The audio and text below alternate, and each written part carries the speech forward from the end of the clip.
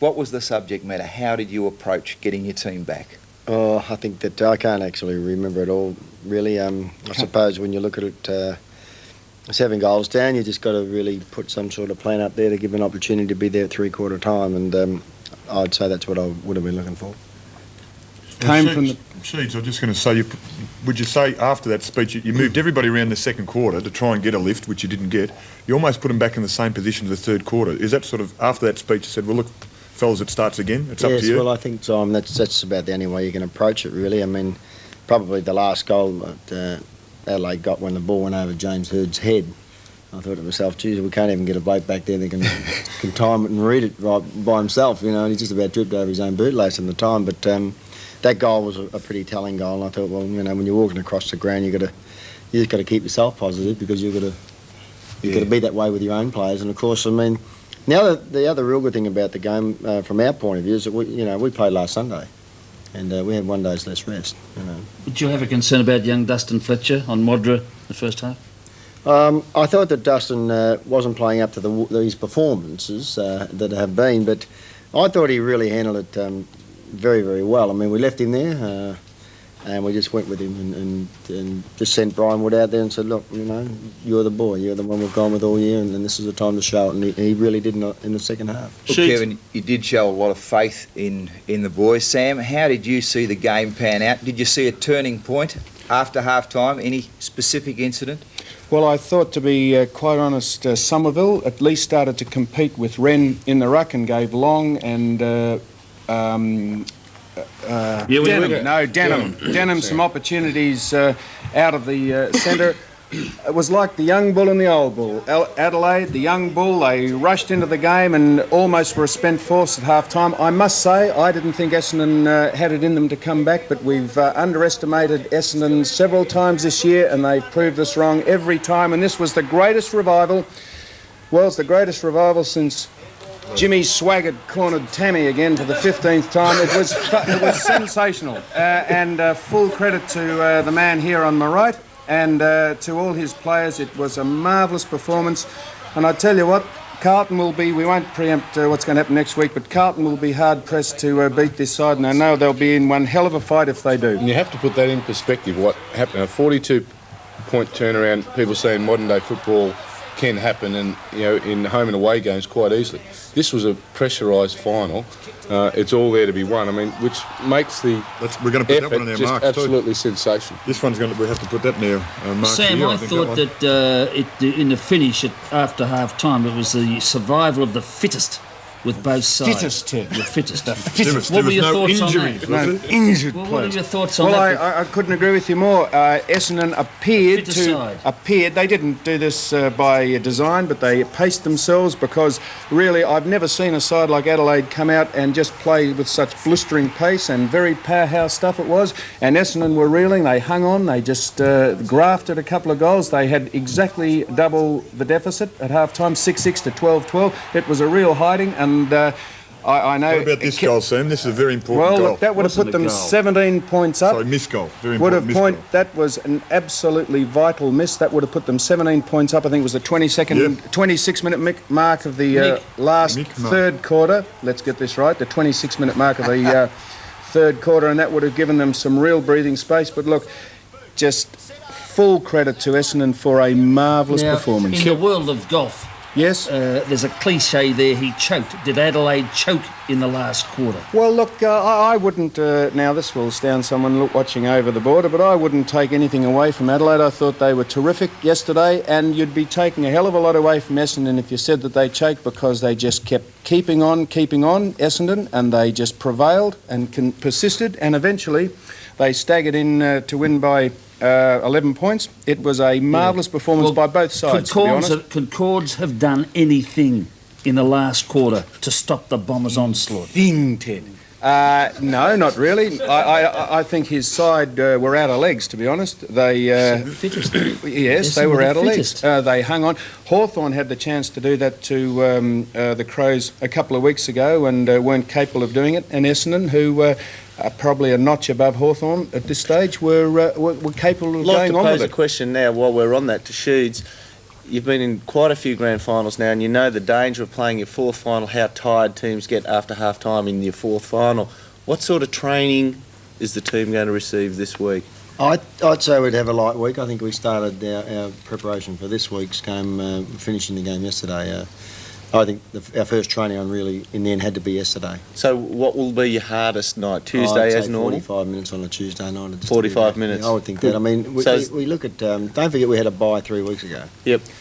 That's going to be probably... stand in your favour? Well, in 1990, having the draw, and which really cost us dearly, I felt that with the 2 weeks off in the month, this time we're coming through another way. We're 3 hard hit-outs, getting players back just after missing a week or two, like Masidi and Fletcher and these boys, and Mark Thompson come back and played very well, I thought, yesterday. Do you think that'll work in somebody's favour, like Harvey, if he makes it back? Well, he's going to make it back, isn't he? Yeah.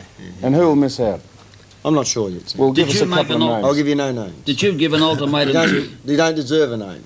Hey, Sheets. Why not? You're not the only person that said that either, Kevin. Sheets, did you give an ultimatum to kick it at training on Thursday, as we read in the paper?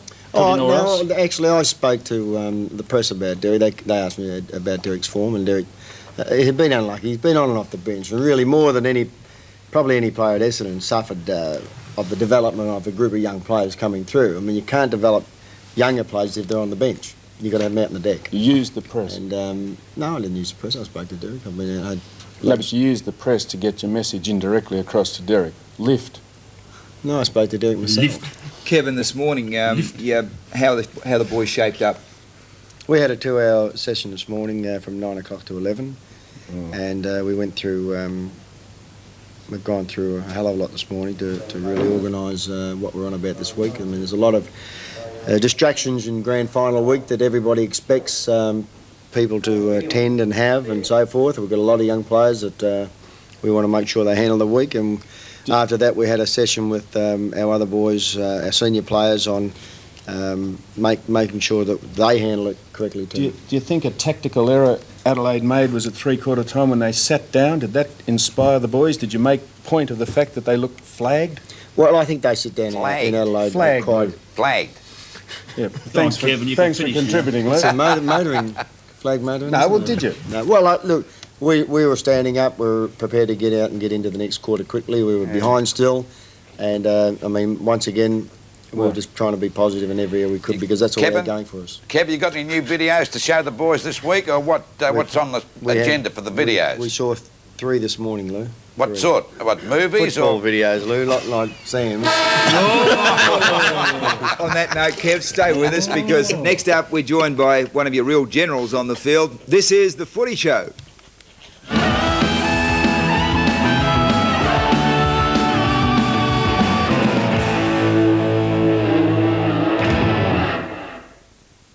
You're looking sharp. You've come so far.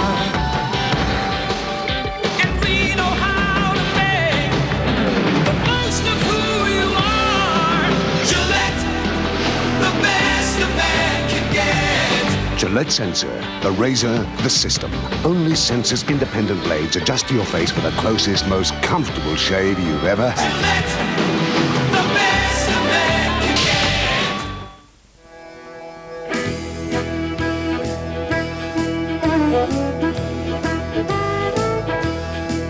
Well, I'm so tired of crying, but I'm out on the road again. I'm on the road again. But I'm so tired of crying, but I'm out on the road again. I'm on the road again. I ain't got no woman just to call my special friend. Save up to 75% with Copper Art's Best Buys. Save hundreds of dollars on this superb 51-piece Italian cutlery set, slashed to $199. 20-piece dinner sets are a crazy $24.95. But hurry, only at Copper Art now.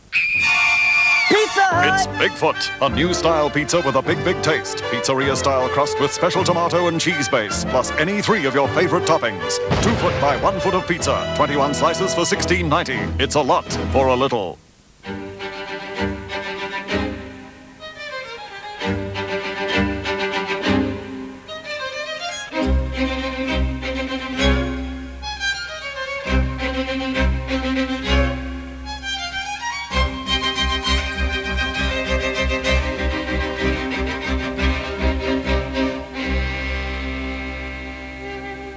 Paris John Sports, not just another sports store. I'm Dick Johnson. I'm Barry Sheen. And here's... You mean Annie? And here's what then? Win in Shell XMO's Scratch and Match. Everyone wins a prize, handy pocket torches or pocket colour TVs. Then go into the draw to win your pick of trips. To London, Rio, Bali. Pick up your 4 or 5 litre Shell XMO motor oil and scratch and win today. Nice offer. Shame you messed up the intro, though. Oh, that's rich. I messed it up. You're supposed to say and here's. On 60 Minutes, behind the smile of the Iron Lady. None of them have called me sweetheart. Hounded and hated. I will garrote you. But you could be PM. Oh, I don't see any problem with that. Tracy Cura reveals the private side. If I wanted to be a lady with a baby. Of a very public Polly. Is there anyone Bronwyn Bishop is afraid of? And Redneck Radio. Rubbish. Get off my back, you mug. The talkback tyrants winning listeners with outrage and insults. You're a first-rate buffet. Toyota presents 60 Minutes, 7:30 tonight.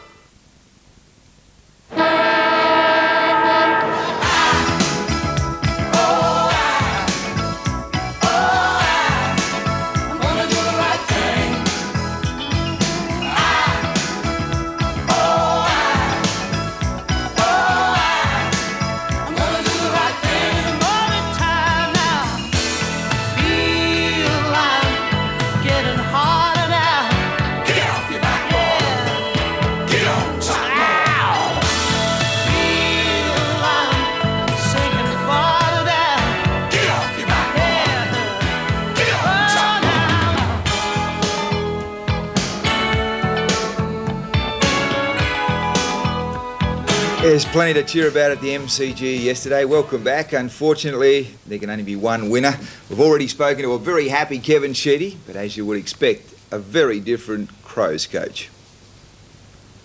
Graham, can you explain the feeling going around the belly? Not good.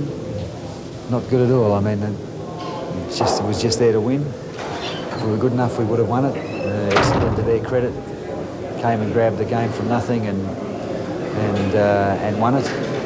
And I think they go into next week's game much better prepared because of that. And it's going to be a fairly sick feeling next week when those teams run out and we understand that we could have beaten both of them. And in the end, we didn't do it well enough and we weren't good enough, and that's about what we deserved. Tony, hardest day in footy? I think so, Simon. I mean, we had enormous opportunities, as we did last week, but more so today, you don't go 7 up and give games away. I guess that's really the bottom line. You've been able to put a finger on it yourself, what you thought the change in the game was? Well, it certainly wasn't a half-time break because we came in here and we were well and truly honed in on what the job at hand. I guess obviously they made some changes and their running players really started to gain a bit of momentum and started to run forward, and we just couldn't catch them. They just kept playing forward of the play and we kept getting caught out, and they got them back in the game. And I mean, at three-quarter time, it was always going to be anybody's game in the last quarter.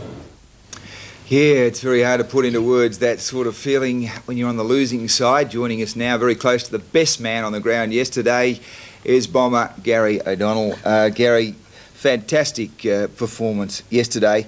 It must have been like a bolt of electricity going through you when you kicked that goal in the last quarter to take the lead. Yeah, certainly, Max. I'd never kicked a goal in the final before, so I was looking for one, and they don't come around too often. Now, Gary, did the great man bring a tear to your eye at half-time? I mean, just tell us, how did the half-time oration go? Apparently it's almost legend now that he absolutely spruiked his heart out. Yeah, a little bit overstated, I think. The 3 or 4... The game was rather boring. Yeah. What did he say? Come on. Oh, just, remain positive and, all? try and turn the game around and chip away at it. And couple of old cliches, that's all it was. Exactly. And, 4 or 5... Can't think how up anything originally. Go down the hill here. 4 or 5 of the older blokes did a bit of the talking too, just to keep the younger guys focused. Anyone weep at all? I didn't detect it, but no. Now, Gary, I said before that Essendon looked the fittest side at the finish. You personally yourself looked to be cramping up, were you? A little bit, Ted, towards the end. Yeah, I think the ground was fairly hard. And I was amazed, actually, with all the rain we had Wednesday or midweek. The ground came up very hard. So, you know, but I'd prefer it that way rather than, you know, play all year and then play in the bog, you know. So, you know, they've done the right thing, keeping the ground. Coming into the finals, the Crows had won one game, the first game of the year in Melbourne, lost every other Melbourne-based game, and then they beat Hawthorn. But did you expect them to be as good as they were? Because they've run the two grand finalists, two really hard games, and they've beaten another finalist, so they really did improve in the finals. They were quite good. Oh, no doubt, no doubt. They, you know, had 5 players in the All-Australian side, had a very good last couple of weeks, you know, really focused. So you believe they're worthy of the third place they received? Certainly. Yep. They, you know, they just put it together at the right end of the season, and that's all you have to do. Kevin, could I talk about 2 players? Darren Buick, he's taken on a little more responsibility this year by design. Both you and him had that chat. And Tim Watson, I mean, the work that he does on the ground in leadership is fantastic, but the work that he does away from the ground too, in the dressing room and at practice, must be an enormous benefit to you. In Watson's case or Buick's? No, in Watson's case. But Buick, Tim, I mean, he's moved up another level, hasn't he? Well, probably so. He has. There's no doubt about that. He's been a terrific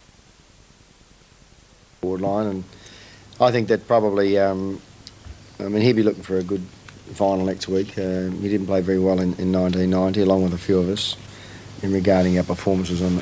And we're looking at 1990 as a benchmark because we let ourselves down and our supporters. And I'd say that Tim. Well, with Tim coming back into the game, I mean, he kicked the first goal yesterday and probably, I think, the last, was it? Yeah, the last, Kevin. And I think he's probably been one of the recruits of the year. Yeah. Gary, could I ask you, did you perceive a changing point in the game? From either side's point of view? No, not really. I think we were just lucky enough to kick the goals, the important goals in the third quarter without a miss, I suppose, and got the momentum going. And you know, carried on from there. Kevin, your assessment, 2-part question of James Hird's game yesterday, and he is a vital link for you. Do you think in that grand final it didn't seem to be a lot of movement in that half-forward line in the first half? Yeah, I'd say that James probably needed that game as well as the one the previous week. He missed a fair bit of footy lately, and hopefully we'll get a better performance out of him next week. I thought he was getting better as the game went on. I thought his last quarter was a beauty. You don't think Gary's peaked too early? I mean, what happens next week if, you know, it's the address needs to be given at half-time? Is he peaked too early? Has he come in 1 week too early? Has he got anything left? Oh, he may well have. Sheeds, did the Crows surprise... Kevin, Sam's relationship with common sense isn't that close. Sheeds, did the Crows surprise you in that first half? Because they were sensational. Yeah, they were great, and I think that, in all honesty, I've never seen a club improve so much like they have, only being in the competition 3 years. Yeah. And really after their, I think it was 8 goals to 1 point, Hawthorn game out at Waverley a couple of weeks ago, they've really changed around their first quarter and their first half. And they've done a lot of work in the psychology area with Winter, one of their psychologists over there. And I mean, I like to study clubs and see where they're coming from as well as the coach. And I think that's been their best turnaround. And I would think that's nearly got them into the grand final. Sam, I want to ask Sam this question. Sam, I see Graham Corns is getting married for the 3rd time. It won't be long before he catches up to you, mate, will it? On that note, Sam, you can discuss that in the commercial break. Well, I think it's interesting, don't you? We want you to go out with the Elizabeth Taylor. Sam's the only bloke who's got an interchange bench in his bedroom. Gary, congratulations. Good luck next week. Sheeds, congratulations on the All-Australian coaching position too. And just 4 quarters of footy to go. May the best team win. 2 Vicks in the grand final. It's a beauty. Oh, yeah. OK, after the break, our panellists put their heads on the grand final chopping block.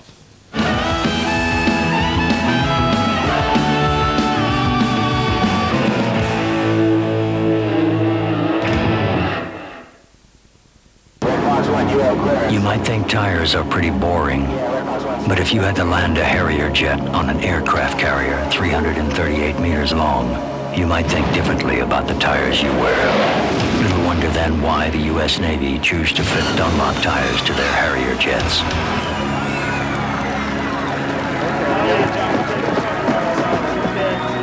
So keep your family safe. Stick with Dunlop, the world's best road-holding tires. If there's such a thing, a boat loan, I'd like to get a boat, a ski boat. Now the National introduces the tailored personal loan. I'd like to get it pretty soon, actually. Is there any way of bringing the interest down on the loan? Well, the loan gives you the flexibility to make fortnightly repayments if you wish. Well, that interest is a lot healthier. It's reduced quite a bit. Get on the water as soon as possible. That's right. That's right. Great. Ask the National to tailor a personal loan to your needs. With everyone concerned about healthy eating these days, it's good to know just how much fat is in your diet. And if you look down a scale of foods, each with their percentage of fat, you might be surprised how low in fat some things really are. Like milk, which is less than 4% fat. That's right, less than 4%. Milk, low in fat and a great healthy taste.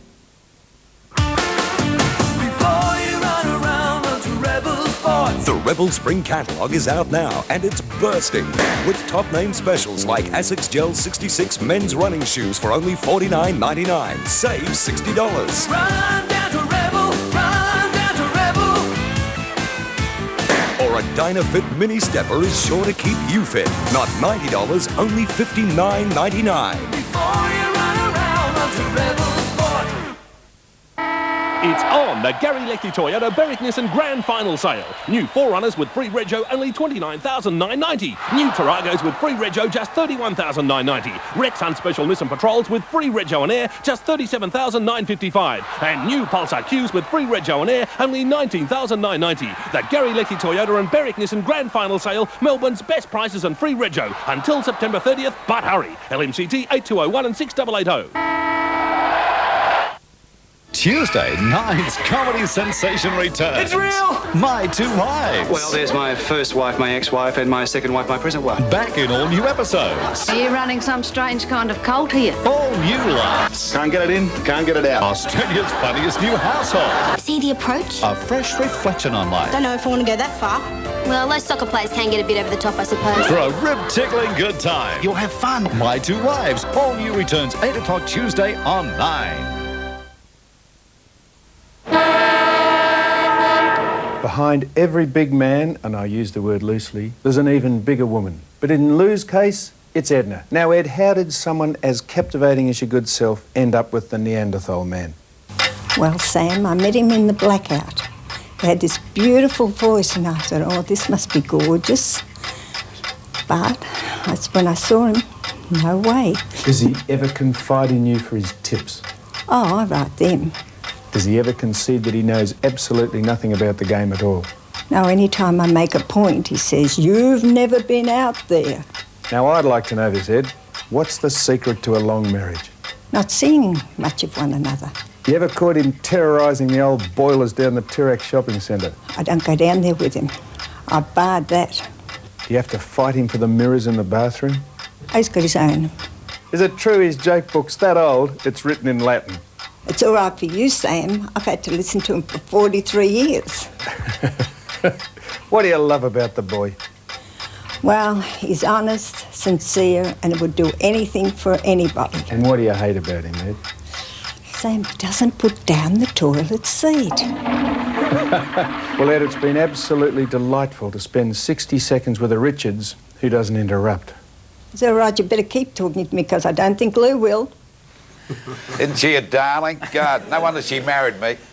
Tell me a bit about that toilet seat, Louis. You don't... It's because well, you can't reach it. sometimes I'm in a hurry and I forget to turn it down. But the other day she was cleaning behind the toilet seat, you know, cleaned the bathroom out. The toilet seat fell down, hit her on the nose and blackened both her eyes. But the worst part of it, I was sitting on the seat at the time.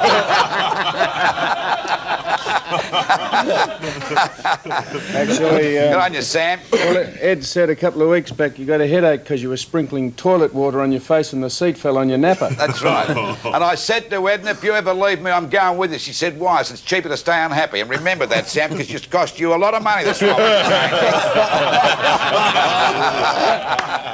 You'd have been a wealthy man now. I'll touch you right in the eyes. OK, Philosophy Corner over. Let's have a look at the week ahead. An unusual week for players. Dermot, not that you'd ever get sick of the experience of playing in finals, but you've had more than the average man really ought to have. What sort of week is it going to be for some of the Something youngsters? Sammy has never experienced. Never played in the final, Sam. Well, it's a I've week. played in 15 finals. You never Thank you played very in In a big final. one? Grand finals. I've Never a played- big one? Yeah, I played in the reserves grand final in 1963. We're talking real grand finals, Sam. Real grand Yeah, finals. he's never played in one. At So the Brownlows, you you were allowed to haven't? get drunk, eh? You always So, were. Dermot, can you just tell us a little bit about the load that they will carry through the Well- week? That mental commitment that's not there. Well, it's funny. You start to do things. Really start to put the cream on the cake, so to speak. When it comes down to eating, every little bit of fat you try and keep out of your food. Just so many areas you really regiment yourself, and you try and hone your brain in on thinking about and visualising about what you're going to do on the Saturday. Some honing. But you also you have to think to yourself, how am I going to react to people? If people are going to put me on the spot, will I end up snapping at them? Will that make me edgy? Will that make my game a bit too aggressive? Or you start to worry how you're going to react to people before the game, during the game, and it really starts playing your mind and starts to give you nerves in a certain way. It's sort of, I suppose, it'd be very similar to Simon when you're about padded up and Curtly Ambrose has got the ball at 5:45 and it's Never fading scared me. light, and you just don't know the correct Dermot, I think you're reaction. over-dramatising. It's not that serious. You still try and keep that routine, Dermot? Like, as much as there's extra publicity and You extra do, but- commitment publicly on behalf of the club, do you still try and keep your eating routine, training routine You exactly keep the same? everything going exactly I the didn't same. ask but you, you moron. If you say, let's do it exactly the same, it becomes another exactly the same game, an ordinary game. It's not an ordinary game. It's the most important game you will ever play. So you must do those final other little things. So when you get out on the ground and you have something go wrong and you have a break in bones or something like that, you don't go off like you probably normally would to Don't get it go off. repaired for the next week. There is no next week, so you adjust yourself mentally to know that you can go through any sort of pain barrier and you keep going on with the game. It's got to be different. I'd just chuck into Simon and Ted. Both clubs over the last couple of years have not allowed their players to speak to the press. Geelong last year, if you remember, they put an embargo, and the Eagles the year before. Do you think that's putting more pressure on them, and it's better just to let it flow naturally, what happens week in and week out? Oh, well, it depends. Sometimes you find the players will ask the club to take the pressure off them, and so it's very easy for the club to take all the flak while the player just relaxes and worries about the game. I think you've got to try and keep it normal to a certain extent. I mean, things like you'd probably you put the answering machine on more often, and you probably don't get into public places as often because everybody wants to know you, everybody wants to talk to you, the press want to talk to you, of course, the media want to talk to you, so you try and keep out of that a little bit. Yeah. One thing for players, you just hate it when people ring up the night before to wish you luck. So if you're out there and your friend's going to play in the grand final, don't do the favour, don't ring them up, and don't ring them up the morning of the match. It's interesting. We'll ring all the Carlton players. What about grand final week? Do you get a bit horny, do you, the grand final week? Cutting edge, Dermot. You get a bit sprightly, yes, Ted. You get ripped up in other ways. Well, they're pretty fit, aren't they? Can I ask you a question, Ted? Have you been aware all year that this show is live? Yes. Do you understand that we can't edit things out of it? You haven't been there. You've been told already once. You haven't been in a grand final, so you don't know what it's like. What's being horny got to do with playing in grand finals? Got a lot to do with it, Max, I'll tell you. Got a lot to do with it, that's right. Just going back to what sort of Mel was saying before. Well, Edna and I can't remember. We used to get that way in Climate. You've got to be very strict of a Friday night if you're playing in a grand final and you're married. You've got to go and sleep in the other room. I used to. Okay, quick run through. I did that more than once. Stop bragging. I would like to see Essendon would make a great grand final, but I think Carlton with the Well, week's you break. said last week Carlton got it won. Yeah, they have got it one, I believe. Yeah, he knows. Now, I'm going for Essendon. Ted. Carlton. Very close. I'd put Essendon just ahead at the moment. Well, you're the ruck coach down at Carlton. I've been the ruck coach. I'd like another 48 I've got to be hours honest. to make You want me to be my honest? true assessment. Another Max. 48 hours, you'd like to see which I'd like to see the team. actually runs out on the see paddock. what's going on first. I'm happy to put my football credibility on the line against you. Yeah. Oh. Yes, Oh, I your think- football credibility. The first Well, time there's in a your lot life of you've big taken state that credibility. responsibility. Well, football credit. So I wasn't even speaking to you. Well, I you. just had to I will intervene put and my ask. football Shut up, credibility Ted, please. against your minute stake, your football credibility. Essendon. And if you have, Also, you think Carlton are over the line, we will see who turns out to be the wiser. Well, look, if Dermy can go to Sydney to play up there, I can brag for the Swans, can't he? He's off to Sydney to play the next year. You are? I know you got a big offer, $3 million for 3 years. Was Barras good to talk to, Dirk? Sorry? Barras good to talk to? I'm easy to communicate about dollars and cents and Haven't spoken to relocation. Barras for a long, long time. You have. I know the accountant. story. You're going, baby. Only a rumour. Louis just made it up. Coming up, the second semi-final of our handball championship. Stay with us.